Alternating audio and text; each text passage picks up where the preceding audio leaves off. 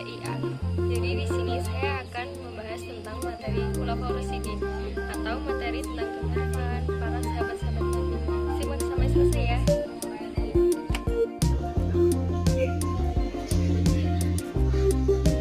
Jadi materi yang akan saya bahas yaitu Khulafaur Rasyidin atau masa kekhalifahan sahabat-sahabat Nabi.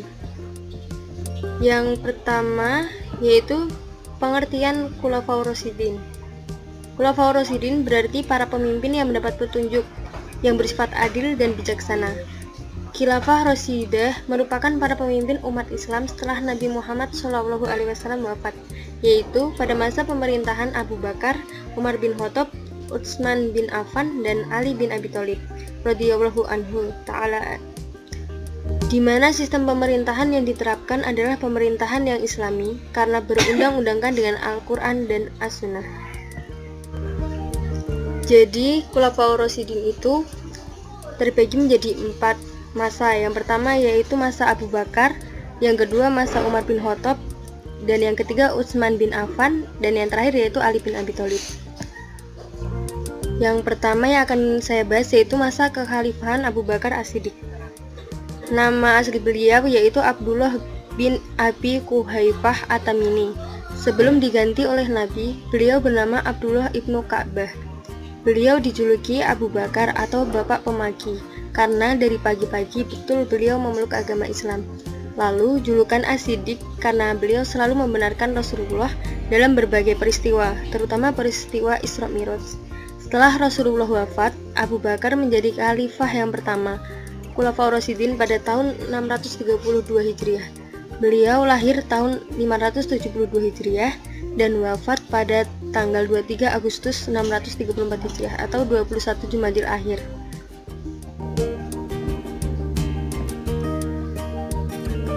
Pada masa pemerintahan beliau terjadi Perang Ridha.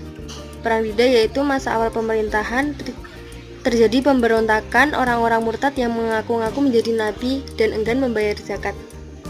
Berdasarkan hal ini, Abu Bakar menyatakan perang terhadap mereka yang dikenal dengan nama Perang Ridha.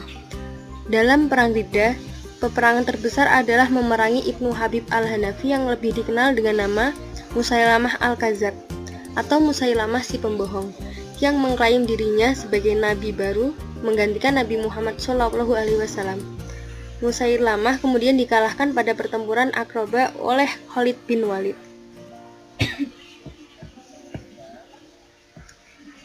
Dalam masa pemerintahan beliau juga terjadi ekspedisi ke utara. Setelah menstabilkan keadaan internal dan secara penuh menguasai Arab, Abu Bakar memerintahkan para jenderal Islam melawan Kekaisaran Bizantium dan Kekaisaran Sasanid. Khalid bin Walid menaklukkan Irak dengan mudah, sementara ekspedisi ke Suriah juga meraih sukses.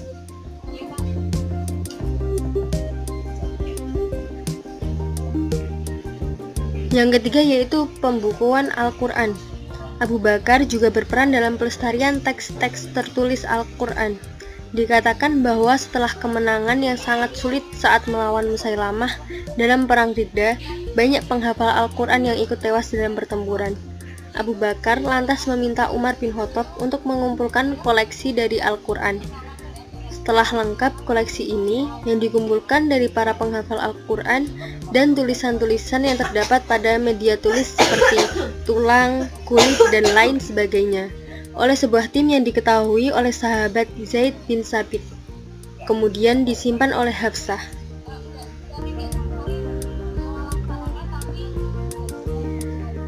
Yang selanjutnya yaitu peristiwa dari kematian Abu Bakar As-Siddiq. Jadi Abu Bakar As-Siddiq meninggal pada tanggal 23 Agustus tahun 634 di Madinah pada usia 63 tahun. Abu Bakar dimakamkan di rumah Aisyah di dekat Masjid Nabawi dan di samping makam Rasulullah SAW.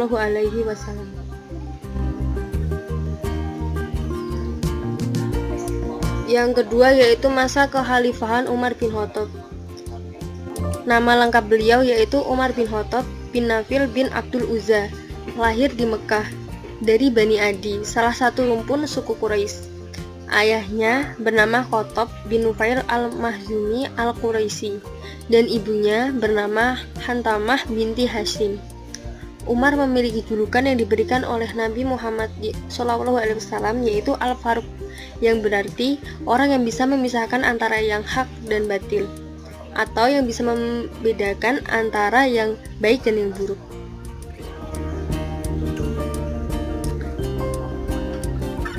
Beliau berperawakan tinggi, besar dan tegap dengan otot-otot yang menonjol dari kaki dan tangannya, jenggot yang lebat dan berwajah tampan, serta warna kulit coklat kemerah-merahan. Beliau juga dikenal dengan seseorang yang sederhana dan pandai dalam menciptakan peraturan. Khalifah Umar telah menerapkan prinsip demokratis dalam kekuasaan, yaitu menjamin hak yang sama bagi setiap warga negaranya.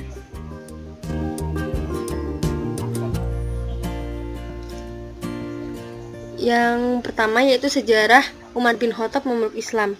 Pada saat itu, Umar adalah salah seorang yang sangat keras dalam melawat pesan Islam dan sering melakukan penyiksaan terhadap pemeluknya. Dikatakan bahwa pada suatu saat, Umar berketetapan untuk membunuh Muhammad SAW.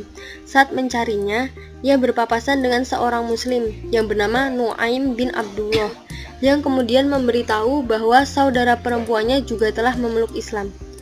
Lantas Umar terkejut atas pemberitahuan itu dan segera pulang ke rumahnya. Di rumah, Umar menjumpai bahwa saudaranya sedang membaca ayat-ayat Al-Quran, yaitu surat At-Toha. Ia menjadi marah akan hal tersebut dan memukul saudaranya. Ketika melihat saudaranya berdarah oleh pukulannya, ia menjadi iba dan kemudian meminta agar bacaannya tersebut dapat ia lihat. Ia kemudian menjadi sangat terguncang oleh isi Al-Quran tersebut dan kemudian langsung memeluk Islam pada hari itu juga. Yang selanjutnya yaitu masa kekhalifahan atau masa pemerintahan dari Umar bin Khattab. Umar bin Khattab diangkat menjadi khalifah atas dasar wasiat dari Abu Bakar. Selama pemerintahan Umar, kekuasaan Islam tumbuh dengan sangat pesat. Islam mengambil alih Mesopotamia dan sebagian Persia dari tangan dinasti Sasanid dari Persia, yang mengakhiri masa kekaisaran Sasanid, serta mengambil alih Mesir, Palestina, Syria, Afrika Utara, Armenia dari kekaisaran Romawi atau Bizantium. Umar juga melakukan banyak reformasi secara administratif dan mengontrol dari dekat kebijakan publik, termasuk membangun sistem administratif untuk daerah yang baru ditaklukkan. Ia juga memerintahkan diselenggarakannya sensus di seluruh wilayah kekuasaan Islam. Pada tahun 638 Hijriah, beliau memerintahkan untuk memperluas dan merenovasi Masjidil Haram di Mekah dan Masjid Nabawi di Madinah. Beliau juga memulai penanggalan Hijriah, serta proses kodifikasi hukum Islam.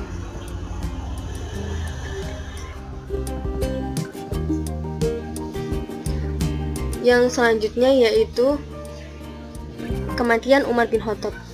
Umar bin Khattab dibunuh oleh Abu Lukluk atau Fairuz, yaitu seorang budak pada saat ia akan memimpin sholat subuh. Fairuz adalah salah seorang warga Persia yang masuk Islam setelah Persia ditaklukkan Umar. Pembunuhan ini konon dilatar belakangi dendam pribadi Abu Lukluk atau Fairuz terhadap Umar. Fairuz merasa sakit hati atas kekalahan Persia, yang saat itu merupakan negara dikdaya oleh Umar. Peristiwa ini terjadi pada hari Rabu, tanggal 25 Zulhijjah 23 Hijriah atau 644 Masehi.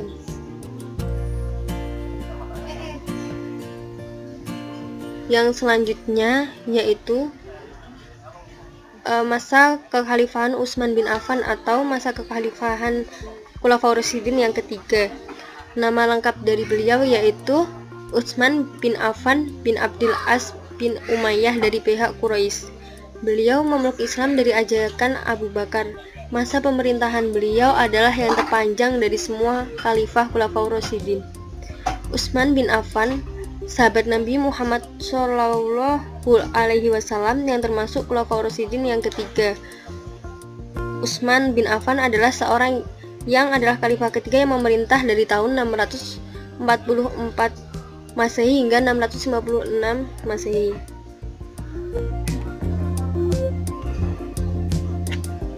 Yang pertama yaitu sejarah pengangkatan Utsman bin Affan.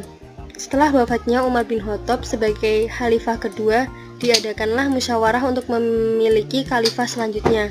Ada 6 orang kandidat khalifah yang diusulkan, yaitu Ali bin Abi Thalib, Utsman bin Affan, Abdurrahman bin Auf, Sa'ad bin Abi Waqqas, Zubair bin Awam, dan Thalhah bin Ubaidillah.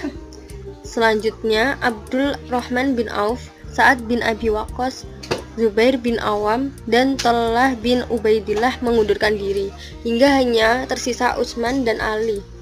Suara masyarakat pada saat itu cenderung memilih Utsman menjadi khalifah yang ketiga. Maka diangkatlah Utsman yang berumur 70 tahun menjadi khalifah ketiga dan yang tertua, serta yang pertama dipilih dari beberapa calon.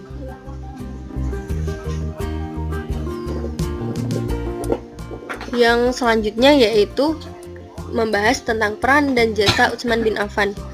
Beliau adalah khalifah kali pertama yang melakukan perluasan Masjid Al-Haram Mekah dan Masjid Nabawi Madinah karena semakin ramai umat Islam yang menjalankan rukun Islam kelima atau haji.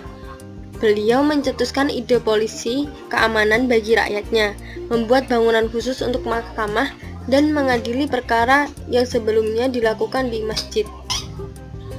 Membangun pertanian, menaklukkan Syria, Afrika Utara, Persia, Khurasan, Palestina, Siprus, Rhodes, dan juga membentuk angkatan laut yang kuat. Jasanya yang paling besar adalah saat mengeluarkan kebijakan untuk mengumpulkan Al-Quran dalam satu mushaf.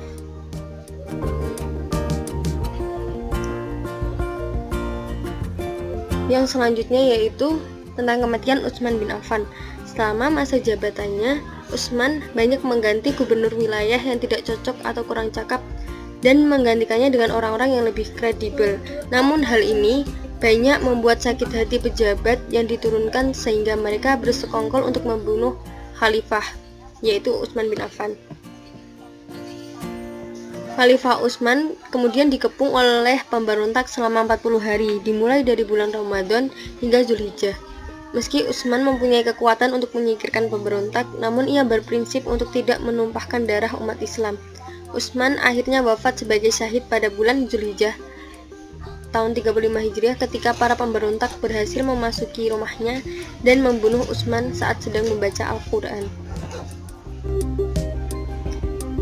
Yang terakhir yaitu masa kekhalifahan Ali bin Abi Thalib. Peristiwa pembunuhan Utsman menyebabkan kegentingan yang pada saat itu Islam telah menyebar sampai ke Persia dan Afrika Utara. Pemberontakan tersebut menyebabkan Ali bin Abi Thalib menjadi khalifah. Ali memerintah selama 6 tahun. Selama pemerintahannya terjadi berbagai pergolakan dan tidak stabil. Yang pertama yang akan dibahas yaitu sejarah pengangkatan Ali bin Abi Thalib. Sebagai khalifah, peristiwa pembunuhan terhadap Khalifah Utsman bin Affan mengakibatkan kegentingan di seluruh dunia Islam yang waktu itu sudah membentang sampai ke Persia dan Afrika Utara. Pemberontak yang waktu itu menguasai Madinah tidak mempunyai pilihan lain selain Ali bin Abi Thalib sebagai khalifah. Waktu itu Ali berusaha menolak, tetapi Zubair bin Awam dan Thalhah bin Ubaidillah memaksa beliau, sehingga beliau menerima baiat mereka, menjadikan Ali bin Abi Thalib satu-satunya khalifah yang dibayat secara massal, karena khalifah sebelumnya dipilih melalui cara yang berbeda-beda.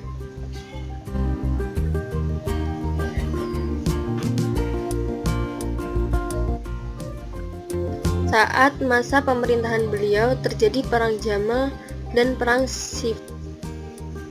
Untuk pertama kalinya, perang saudara antara umat muslim terjadi saat masa pemerintahannya. Pada perang Jamal terjadi 220.000 pasukan pimpinan Ali melawan 30.000 pasukan pimpinan Zubair bin Awam, Thalhah bin Ubaidillah, dan Ummul Mukminin Aisyah binti Abu Bakar atau janda dari Rasulullah. Perang tersebut dimenangkan oleh pihak Ali. Peristiwa pembunuhan Khalifah Utsman bin Affan kurang dapat diselesaikan karena fitnah yang sudah terlanjur meluas dan sudah diisyaratkan akan terjadi oleh Rasulullah ketika beliau masih hidup, dan diperparah oleh hasutan para pembangkang yang ada sejak zaman Utsman bin Affan, menyebabkan perpecahan di kalangan kaum muslim, sehingga menyebabkan perang tersebut. Tidak hanya selesai di situ, konflik berkepanjangan terjadi hingga akhir pemerintahannya. Yang selanjutnya terjadi perang Siffin yang melemahkan kekhalifahannya juga berawal dari masalah tersebut.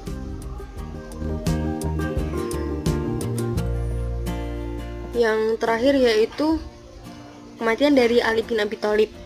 Pada 24 Januari 661 Masehi, ketika Ali sedang dalam perjalanan menuju Masjid Kufah, beliau terkena pedang beracun di dahi yang mengenai otaknya.